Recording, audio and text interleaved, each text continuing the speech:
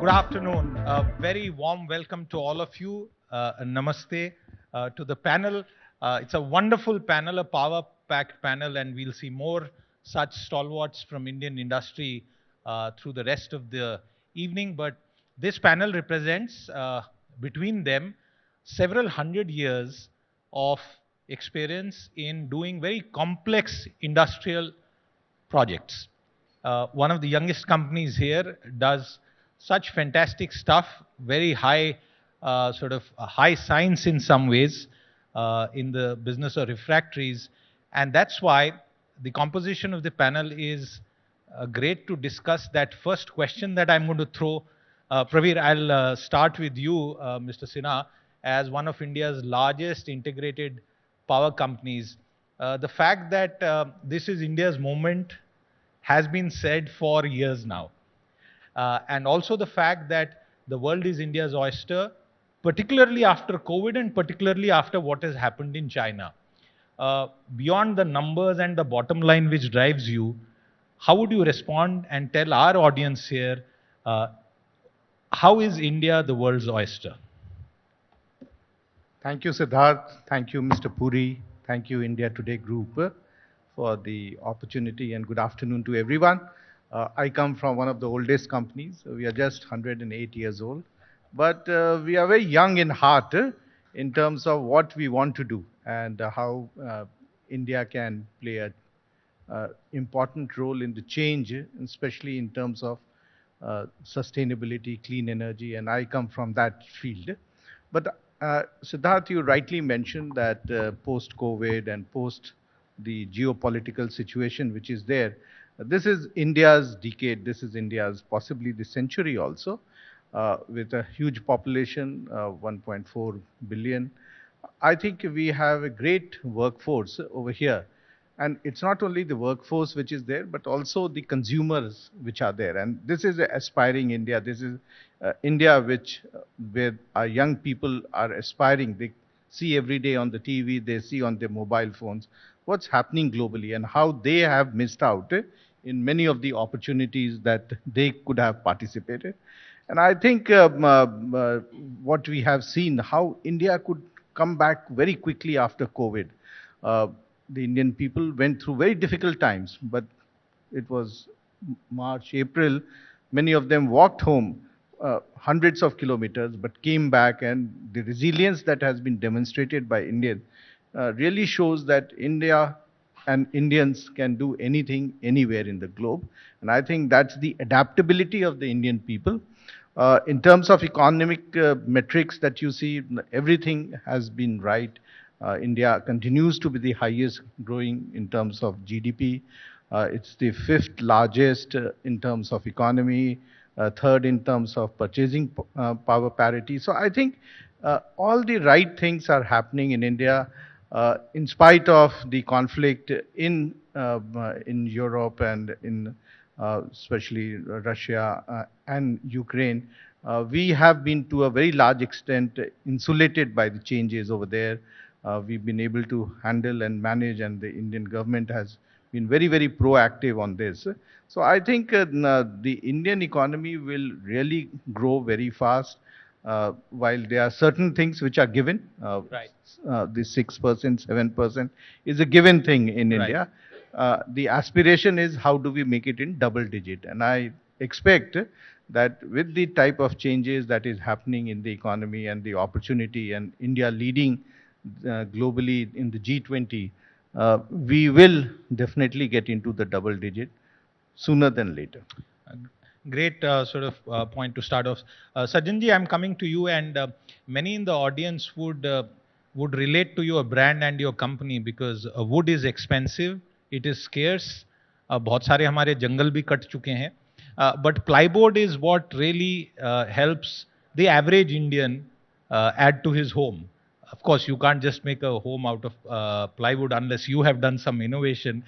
But tell us, do you see in the industry that you have built up over so many decades, India being a competitor to China and in fact being an alternative destination for both investments and technology? Thank you, Siddharth. So, when you referred plywood, so I will start with this only. Around it was 1993, that time all of a sudden we saw that there was huge demand from China, and then plywood from all over India was moving towards China. There was 50% increase in the domestic price in a span of 3 months. And then not only from India, from all over the world, things were moving to China because there was housing revolution taking place in China. The government's policy that everybody should have a house. So, and then onward, China endeavored in augmenting their capacity, and very soon, China increased their capacity almost 50 folds. And in a span of 30 years, China has become self-sufficient in plywood, not only in plywood, in the plantation timber also, which is the base of all the panel in the world. And I will give you comparison.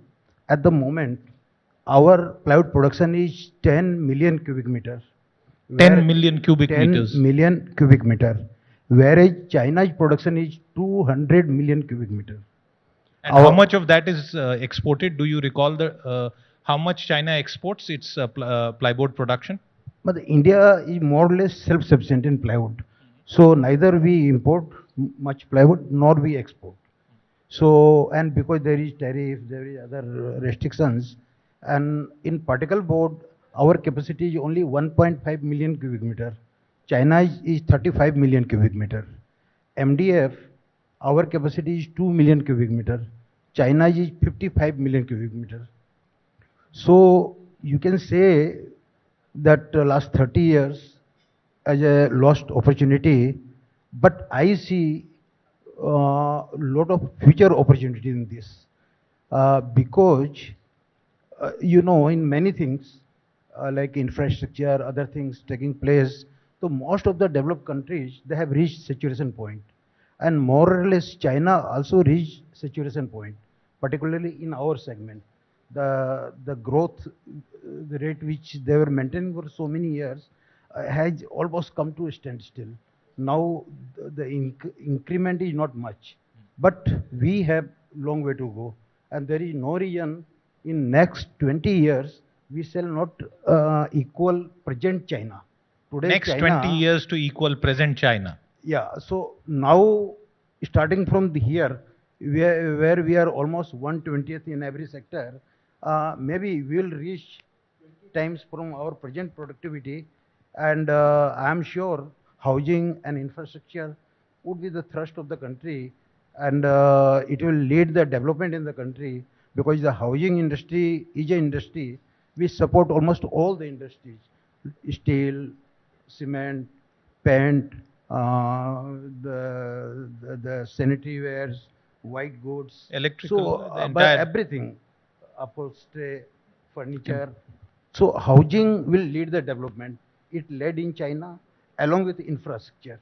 So I don't see it as a lost opportunity, but I am seeing big opportunity in future, and you will be surprised. There is a biggest misnomer that people say plywood and other panels, they destroy forest, they cut trees. It comes, but you will be surprised that present day plywood in India usage like MDF, it is 100% agroforestry. Right, right. There is not a single natural grown tree from the rainforest.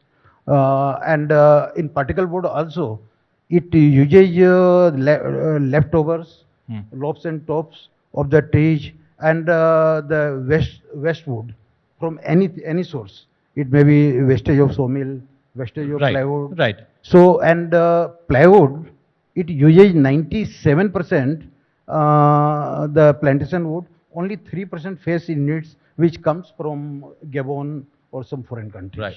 I also want to come back to certain labor-related and other issues, but Sajanji, I have to go to Mr. Suresh here. Mr. Suresh, as one of the oldest sugar manufacturing companies, one of the oldest distilleries in the country somewhere mid 18th century, if I'm not wrong. You have your company has had a ringside view of how India has developed.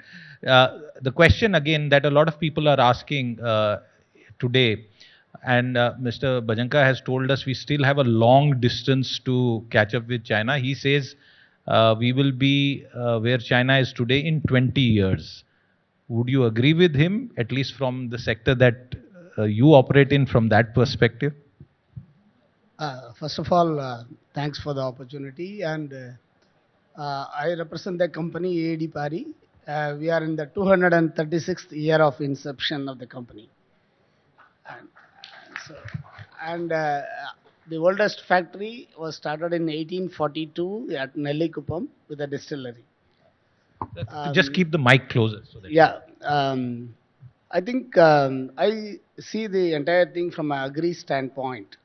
There is a huge amount of natural resources and agri produce possibility for India. India itself can feed the whole world, provided we have the right and appropriate technologies which are to be brought in. For example, the limited land availability, if you look back, way back in 1970s when they wrote the limits to growth, they said the oil will dry by 2050. But today we are looking at so many other opportunities for energy. There is huge opportunity for the agri landscape in India. I think that India, though we say the service sector has overtaken in India in terms of the GDP contribution compared to agri and your manufacturing, but I think if you look at the areas in terms of agriculture, huge losses at the post harvesting. Not what is getting produced is actually reaching to the consumer. Most of the thing is getting commoditized and then being sold. Absolutely no value creation happening for the farmers who actually feed us. I see a huge opportunity there. What needs to be supported there is about the level of modernization, level of intelligence, artificial intelligence. Today, for example, I can quote something on sugarcane. Sugarcane consumes huge amount of water. Today we have technologies where the plant decides how much water it will require. Through this, we have got an experimental plots which run with the 33% of water requirement compared to the normal sugarcane.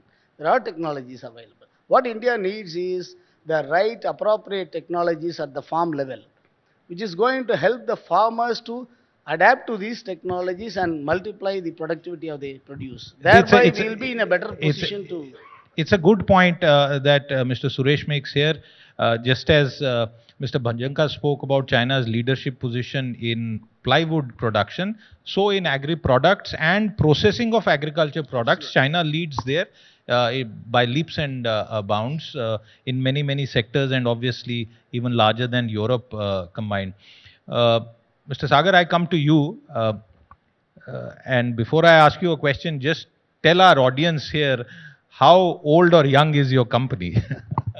Thank you, Siddharth. Thank you, Puri Saab. Thank you, India Today Group, for the opportunity. First of all, let me tell, refractory industry itself is a not very well known industry. So most of the people might be not knowing what is refractory. So refractory is a very core business. Without refractory, we cannot produce steel, cement, glass, aluminium, you name it, you need a refractory. Where there's a heat, there's a refractory. So it is a very, very important. And the heat is 1300 centigrades or thereabouts. Above, yes. So it is very important. And it's a small industry. In India, it is about 14,000 crore industry. Globally, 22 billion euro dollar industry. So my company, if I talk about a parent company, along with that, talking about RHA Magnesita, it came into inception in 1889. So almost more than 150 years or so. So, but in India, the company refractory industry, which earlier it was Orient Abrasives, it came into 1986. So this is about the company. Okay. Now, the reason I got to sort of divert it into the age of the companies here is to tell our audience and all our viewers across the Business Today platforms that when we talk about India's manufacturing capacity and its depth, it's not as if we are just coming into that some of these sectors now. We are certainly in many sectors we have hundreds of years of experience, and that brings me to the point to you again. Today, if you look back 20 years and look forward 20 years, where do you see a growth coming from? What is the potential and the opportunity that you see? You see, if we talk about 20 years back, probably we were 100 years behind China. And we have really uh, leapfrog jumping many times in 20 years. And I can say we are still not there where we need to be, but next decade or so, as Praveen sir said, belongs to India. Being a president of World Refractory Association, I attend many Indian global platforms, and everybody is talking about, yes, this decade and the next decade belongs to India. So I'm very sure we will be, going to double digit very soon, as Praveen sir said. And I see people start looking at India, they want an alternative other than China, and we can deliver that. Only thing is we need to look into our cost structure, our productivity. These are the two things which we, if we That's a very good point. And Praveer, I'm coming to you on that. Labor costs. Now, this is not a question necessarily with your company or the sector that you operate in. We see a huge amount of people who are unemployed and seek employment and gainful employment. Yet, on the other hand, you see a talent crunch also. Labor costs in India in many sectors are beyond some of the other economies in our neighborhood, and that is also causing a problem. And execution difficulties, the point that Mr. Sagar referred to. Is this going to be our biggest problem as we hope and aspire to replace China to whatever extent in the global supply chains?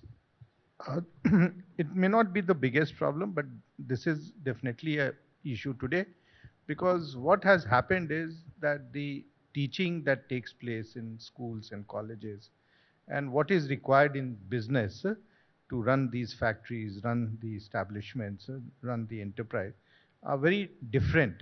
And I think the convergence has to take place where more of vocational training, ability to do things with your own hand. We have demonstrated that when it came to knowledge industry in IT, our engineers are globally one of the best. But when it came to industrial production, to carrying out industrial activity, we do not have the type of productivity, and that is because the skill sets we do not have. So would you say that higher education, technical education, is one of the least reformed sectors, at least as per industry needs? I would not say higher education. I would say we need to have very good ITIs, we need to have very good diploma, we need to have very good skill sets, excellent carpenters, excellent masons, excellent plumbers. We unfortunately do not, excellent mechanics who can open the machine and set it right in hours. And this is something. Why has that not happened? Is it a class bias or is it an institutional problem? This is an institutional problem, because our institutions do not have the labs, do not have the facilities which allows you and gives you the opportunity to open a vehicle or open any machine and do it. I think what happens is you go to any of the institutions, there is one machine and everyone is just shown around, rather than they are being asked that you roll up your sleeves, open each and every component of it and see what it is inside there. So I think our ability to do with our own hands, we are not training people, and whatever is happening is because through generations people have done certain activities, and that's why they are doing it, and it is more self-learning that people are doing. Right. And the same people, when they go outside, you go to Middle East or anywhere in Southeast Asia, you find the most skilled people are the Indians who are working over there. And they are very hardworking, they really do fantastic job. But when it comes to doing over here, we are not providing them that platform and opportunity. I'm reminded of the fact that we are having this conversation in Mumbai, And in my childhood here in this city, I can't imagine having a conversation about this because the dominant headline theme would be militant trade unionism. But let's leave that. Sajjanji, if you were given the opportunity, I don't know, in fact, pardon my ignorance on that fact, to set up a new factory and the choice was between China and India today, which country would you choose? And give me an honest answer, not an answer for the gallery here. I would definitely prefer India because I see. No, that is your heart speaking. आपका nationalism बोल रहा है. I'll give you like your earlier question. I went to China in the year. Sir, if you can just keep the mic closer to. Because China in the year 2007, and that time wages over there were 3,000 rupees per month, and India also it was more or less 3,000 rupees per month, and now India's wages by and large 10, 12,000, at the most 15,000, but China's wage 50,000.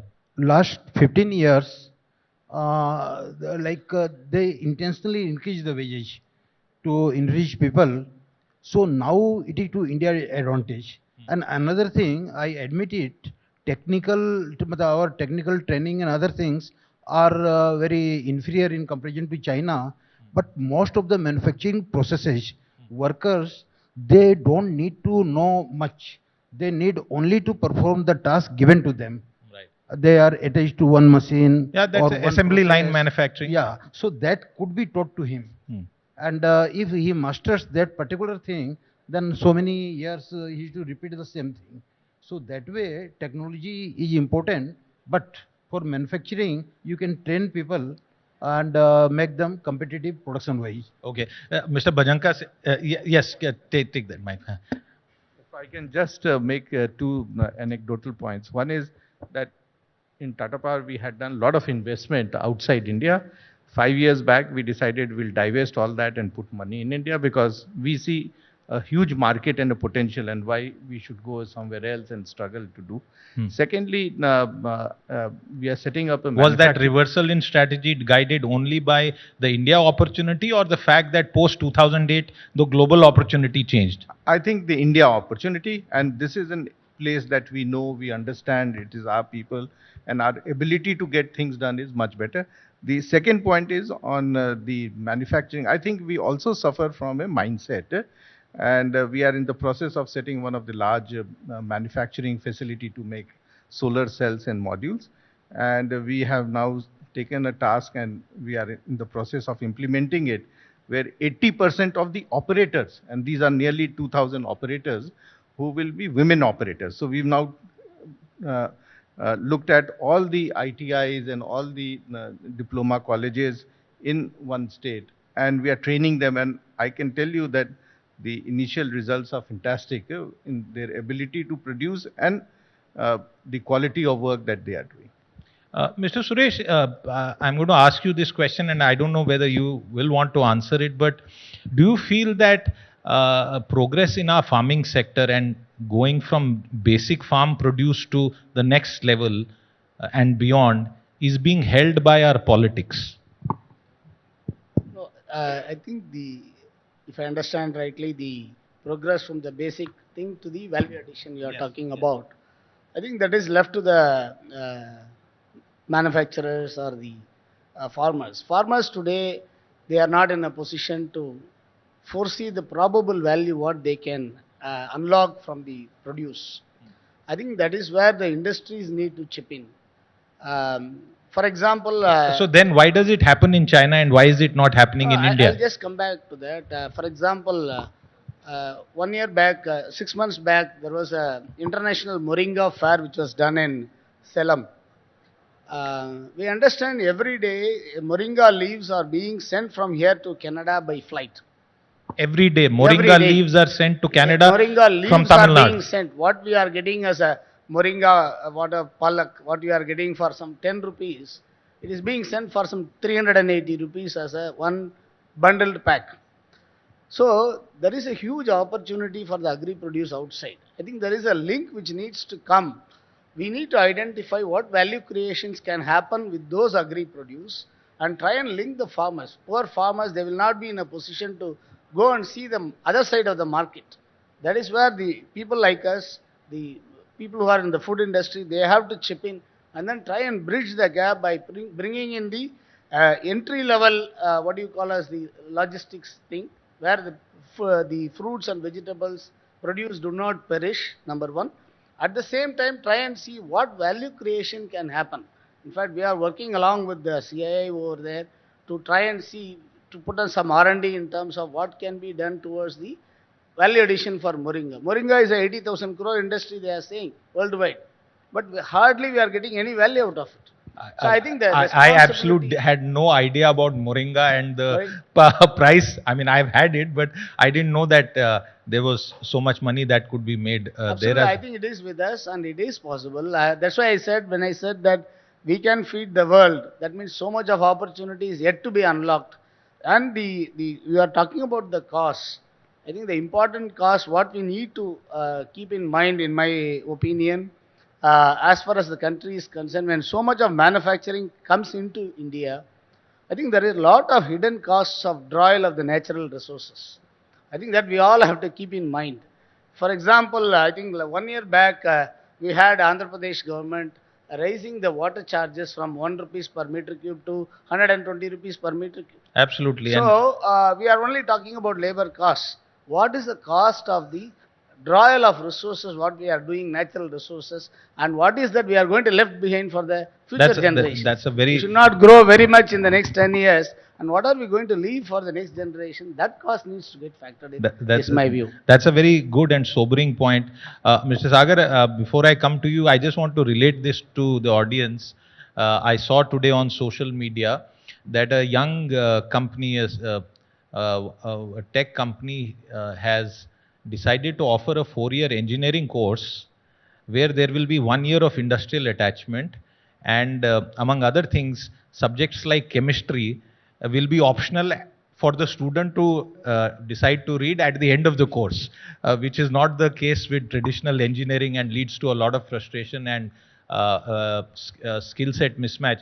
Mr. Sagar, I'm coming to you on this, on the point of the domestic market in India.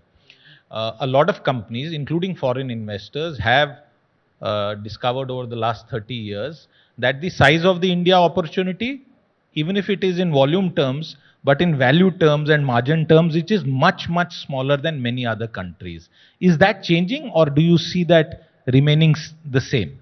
No, it's changing and changing exponentially. Last, say, 7 to 8 years, it has changed dramatically, and virtually every multinational is now coming to India. My own company is having their own business in China. We have 7 companies, and now we are investing heavily in India. And my competition also, everybody is coming to India because they are seeing not only volume but margins also.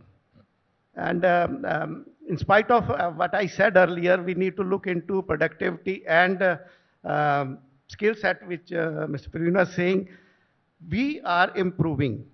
And there's a long way to go, but we are improving. And I think the world has realized that India can be an alternate, and we can have a good business with good margins. Okay, I just have a minute and a half, so 20 seconds to everyone, starting with you. One key hurdle or roadblock that you would like the government at the center or the state to fix immediately. What comes top of mind? I would say we should not have a change of guard. The government is putting a lot of pressure on infrastructure. We should continue with that. Okay. So I thought you were going to talk about 2024 elections, but we'll do that off the stage. Now, for me, it is a first mile infrastructure for the agri-produce. That has to change immediately. Better roads, more power. Storage. First mile infrastructure for minimizing the post-harvest losses. First mile infrastructure in Bharat. He's not just talking about India, but Bharat. Sajjanji? Government should unshackle the business and industry.